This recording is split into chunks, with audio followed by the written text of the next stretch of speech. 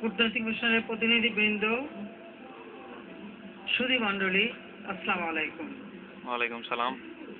Digital Bangladesh গড়ার পথে আধুনিক 3G মোবাইল টেলিফোন প্রযুক্তির পরীক্ষামূলক বাণিজ্যিক ব্যবহারের উদ্বোধন উপলক্ষে আয়োজিত অনুষ্ঠানে যারা উপস্থিত রয়েছেন সকলকে আমি আমার আন্তরিক শুভেচ্ছা জানাচ্ছি। আজ থেকে টেলিটক দেশে প্রথমবারের মতো তৃতীয় প্রজন্মের মোবাইল টেলিফোন প্রযুক্তি বাণিজ্যিকভাবে ব্যবহার শুরু করলো। এর মধ্য দিয়ে বাংলাদেশ মোবাইল টেলিফোন প্রযুক্তিতে এগিয়ে থাকা দেশগুলোর স্তরে উন্নীত হলো। দেশে টেলিযোগাযোগের ক্ষেত্রে একটি নতুন মাইল ফলক সূচিত হলো। এর ফলে মোবাইল টেলিফোনের মাধ্যমে দ্রুত গতির ইন্টারনেট সেবা পাওয়া যাবে, তথ্য ডাটা আদান প্রদান দ্রুত ও সহজ হবে, মোবাইল টেলিফোন গ্রাহকরা ভিডিও কল করা সহ উন্নত ডিজিটাল সেবা পাবেন। তৃতীয় প্রজন্মের মোবাইল প্রযুক্তির সম্প্রসারণ ও বিভিন্নমুখী প্রয়োগ নিশ্চিত হবে।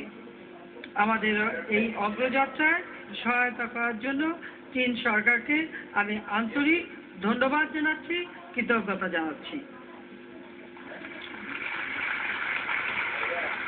সুধীমণ্ডলী, তথ্য প্রযুক্তির এই যুগে প্রতিযোগিতায় টিকে থাকতে আমরা 96 সালে যখন সরকার গঠন করি তখনই মোবাইল ফোন মনোপলি ভেঙে দিয়ে আমরা তা সাধারণের জন্য উন্মুক্ত করে দিই। সে সময় একটা মোবাইল ফোন কিনতে গেলে 1,30,000 টাকা লাগতো। ফোন করলে প্রতি মিনিটে 10 টাকা, ধরলেও প্রতি মিনিটে 10 টাকা, করলেও প্রতি মিনিটে 10 টাকা, এই অবস্থা ছিল। এবং তখনকার বিএনপি সরকারের একজন মন্ত্রী একক ব্যবসা ছিল। আমরা সেই মনোপলি ভেঙে দিয়ে এটা সম্পূর্ণভাবে প্রাইভেট সেক্টরে উন্মুক্ত করে দিয়েছিলাম, যার ফলে মোবাইল ফোন সমগ্র দেশে মানুষের হাতে হাতে পৌঁছে যায়। পাশাপাশি কম্পিউটারের উপর থেকে ট্যাক্স আমরা তুলে দিই, কর প্রত্যাহার করে নিই কম্পিউটার এবং কম্পিউটারের সমস্ত পার্টসের উপর থেকে।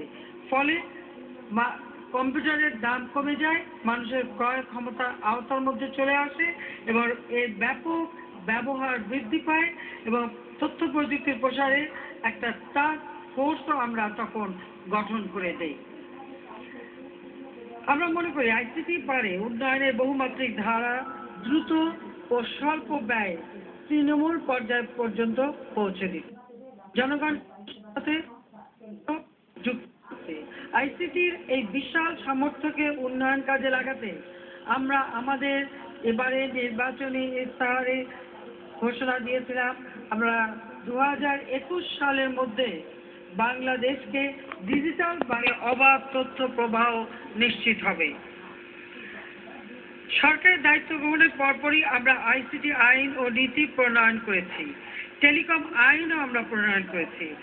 পার্বত্য এলাকা সহ সারা দেশকে মোবাইল নেটওয়ার্কের আওতায় এনেছি। পার্বত্য চট্টগ্রাম মোবাইল নেটওয়ার্কের বাইরে ছিল, এবারে সরকার গঠন করে আমরা তা করেছি। মোবাইলে বাংলায় যাতে SMS করা যায় সে ব্যবস্থাও আমরা করে দিয়েছি। নতুন প্রজন্মকে তথ্য প্রযুক্তিতে অভ্যস্ত করা হচ্ছে।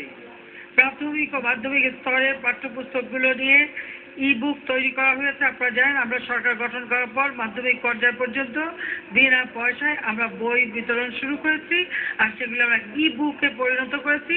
শুধু দেশে না, প্রবাসে যারা থাকেন তারাও সে বই যাতে ডাউনলোড করে দিতে। দেশের বিভিন্ন স্কুল ও কলেজে এ পর্যন্ত প্রায় 3,000 আইটি ল্যাব আমরা স্থাপন করেছি। দুর্গম অঞ্চলে ভ্রাম্যমান আইটি ল্যাব পাঠানো হচ্ছে। প্রায় 17টা আইটি ল্যাব শিক্ষা মন্ত্রণালয়ের অধীনে বাংলাদেশের প্রত্যন্ত অঞ্চলে ঘুরে ঘুরে এই কম্পিউটার শিক্ষা স্কুলে স্কুলে দিয়ে যাচ্ছে। আর যে সমস্ত জায়গায় বিদ্যুৎ নাই সেখানে সোলার এনার্জি ব্যবহার করা হচ্ছে। আমরা ই গভর্নমেন্ট, ই বাণিজ্য, ই স্বাস্থ্য, ই শিক্ষা, ই ব্যাংকিং সহ বিভিন্ন ই সেবা ইতিমধ্যে চালু করেছি। 120টি সেবা এখন জনগণ পাচ্ছেন। বিদ্যুৎ, পানি, গ্যাস সহ বিভিন্ন বিল এখন মোবাইল ফোনের মাধ্যমেও অথবা অনলাইনে আপনারা দিতে পারছেন। দেশের মানুষ সেই সুযোগটা দিতে পারছে, কষ্ট করে আর বিভিন্ন জায়গায় ধর্ণা দিয়ে বসে থাকতে হচ্ছে না।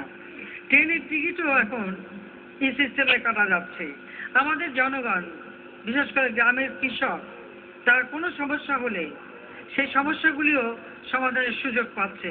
গ্রামের কৃষক, কৃষি, সাধারণ মানুষ, স্বাস্থ্যসেবা, বিভিন্ন ক্ষেত্রে বিশেষজ্ঞ সেবা সেটাও নিতে পারছেন এই মোবাইলের মাধ্যমে। প্রবাসীরা এখন টাকা পাঠাতে পারেন অনলাইন অথবা ই-ব্যাংকিং সিস্টেমের মাধ্যমে, সেই সুযোগও আমরা করে দিয়েছি।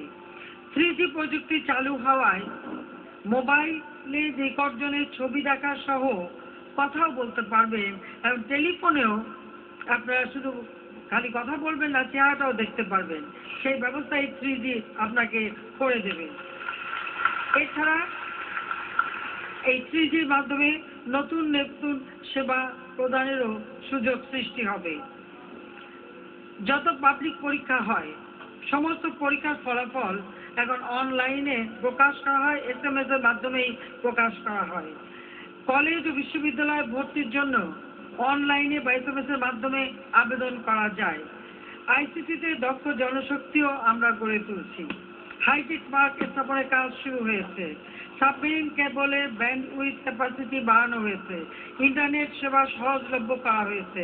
টেলিযোগাযোগের নিজস্ব সামর্থ্য অর্জনে দেশে প্রথমবারের মতো স্যাটেলাইট স্থাপনেরও উদ্যোগ নেওয়া হয়েছে। আমরা জাতীয় তথ্য কোষ তৈরি করেছি। ৪,৫৮২টি ইউনিয়ন তথ্য সেবা কেন্দ্র আমরা চালু করেছি।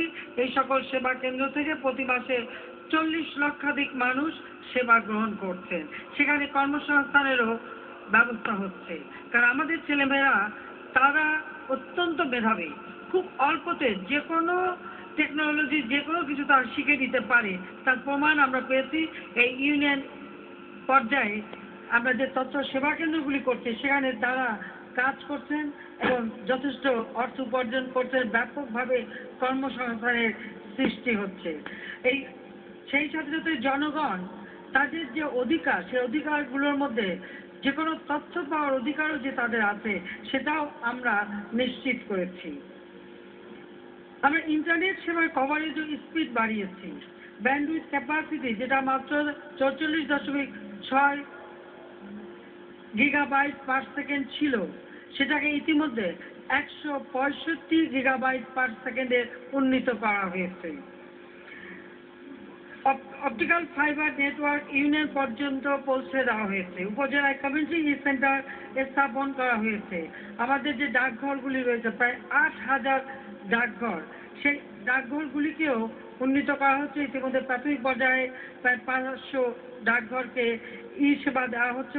পাশাপাশি ধীরে ধীরে পর্যায়ক্রমিকভাবে এই 8,000 যে ডাকঘর সেগুলিও উন্নীত করা হবে এবং সেবা সেখানে প্রদান করা হবে। বাংলাদেশ ডিজিটাইজ বিশ্বের সাথে তাল মিলিয়ে এগিয়ে যাচ্ছে।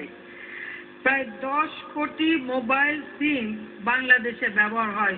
16 কোটি মানুষের দেশ, 10 কোটি সিম এই দেশে ব্যবহার হয়। আপনারা আসলে আমরা বাঙালিরা তো কথা বলতে একটু বেশি পছন্দ করি, এই জন্য সিমের ব্যবহারটা আমাদের দেশে বেশি। অনেক উন্নত দেশেও এই পরিমাণ সিম ব্যবহার হয় না। আমরা ধনী গরিব শিক্ষিত অশিক্ষিত সকল নাগরিকের জন্য প্রযুক্তি বিভেদ মুক্ত ডিজিটাল বাংলাদেশ গড়ার পথে এগিয়ে যাচ্ছি। সুধীবৃন্দ, আমরা সরকার গঠন করেছি 4.25 বছর। এই সময়ের মধ্যে আপনারা লক্ষ্য করেছেন কৃষি, শিক্ষা, গ্যাস, বিদ্যুৎ, যোগাযোগ, বাণিজ্য বিনিয়োগ, বৈদেশিক সম্পর্ক, গ্রামীণ উন্নয়ন সহ প্রতিটি খাতে ব্যাপক অগ্রগতি সাধিত হয়েছে। বিশ্ব অর্থনীতিতে মন্দা রয়েছে, সেই মন্দা সত্ত্বেও আমাদের সামগ্রিক অর্থনীতি স্থিতিশীল রয়েছে। জিডিপি প্রবৃদ্ধি আমরা 6 ভাগের উপরে রাখতে সক্ষম হয়েছে। রিজার্ভ আজকে যদি হিসাব নেন দেখবেন 11.53 বিলিয়ন মার্কিন ডলারে উন্নীত হয়েছে।